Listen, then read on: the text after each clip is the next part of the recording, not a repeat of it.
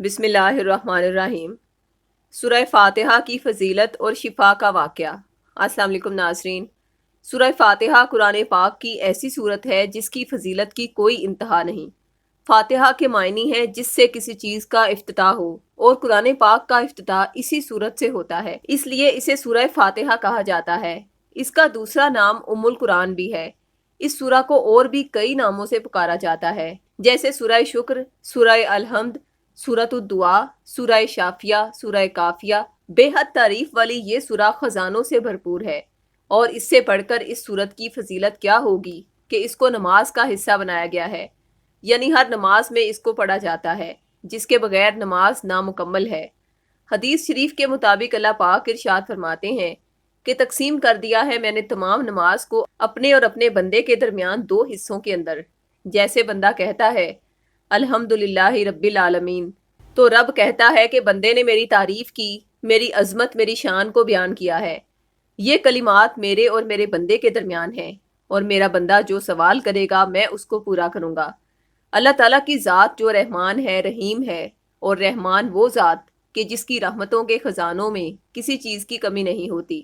سید علی حجویری رحمۃ اللہ علیہ فرماتے ہیں کہ اے دنیا بھر کے انسانوں، تم سب محتاج ہو اس خدا کے، اور وہی تعریف کے قابل ہے۔ وہ مالک ہے یوم جزا کا۔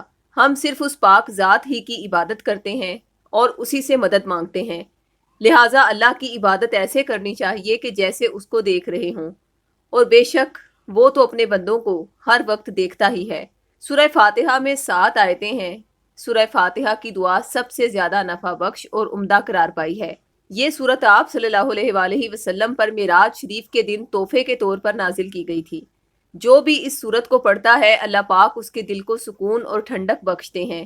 اس مبارک سورت کی برکت سے ہر بیماری کا علاج ممکن ہے، یہاں تک کہ یہ مقدس سورت زہر تک کا اثر ختم کر دیتی ہے۔ سورہ فاتحہ سے شفا کا واقعہ۔ حضرت ابو سعید خدری رضی اللہ تعالیٰ عنہ سے روایت ہے، انہوں نے کہا ہم ایک سفر میں تھے تو ایک قبیلے کے نزدیک ہم نے پڑاؤ کیا۔ وہاں ایک خاتون آئی اور کہا کہ ہمارے قبیلے کے سردار کو بچھو نے کاٹ لیا ہے، اور قبیلے کے مرد موجود نہیں ہیں، کیا تم میں سے کوئی جھاڑ پھونک کرنے والا ہے؟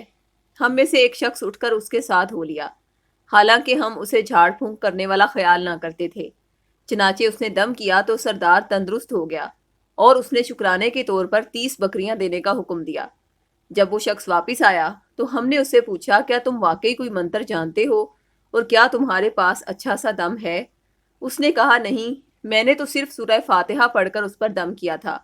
اس سے پتہ چلتا ہے کہ سورہ فاتحہ حقیقتاً سورہ شفا ہے، جس سے زہر تک کا علاج ممکن ہے، لہٰذا کسی عام بیماری کے لیے بھی اس پاک سورہ کو پڑھا جائے تو شفا یقیناً ملے گی۔ بس یقین کے ساتھ اس سورہ کو پڑھنا شرط ہے، اور اگر اس مبارک سورت کو مشک، عنبر، عرق گلاب اور زعفران کی سیاہی سے ایک سفید کاغذ پر اعداد کی صورت میں لکھ کر اس کا تعویذ بنا کر موذی یا لا علاج بیماری یا کسی بھی مرض میں مبتلا مریض کے گلے میں پہنا دیا جائے تو مریض بحکم الہی جلد شفا پا لیتا ہے، اور تعویذ میں موجود سورہ فاتحہ کی روحانیت اس کے جسم میں موجود خطرناک بیماریوں سے لڑنے کی روحانی قوت عطا کرتی ہے، اور جب تک تعویذ مریض کے پاس موجود رہے گا وہ اللہ کے کرم سے کبھی بھی بیماریوں کا شکار نہ ہوگا۔ اگر آپ کو تعویذ خود تیار کروانے میں کسی بھی قسم کی دشواری ہو تو آپ سورہ فاتحہ کا تعویذ ہمارے روحانی سینٹر سے بھی بطور 1400 روپے ہدیہ یا پھر عہد کے ذریعے فی سبیل اللہ حاصل کر سکتے ہیں۔ تعویذ منگوانے کے لیے اسی ویڈیو کی ڈسکرپشن میں دیے گئے فون نمبرز پر رابطہ کریں۔ شکریہ۔ اللہ حافظ۔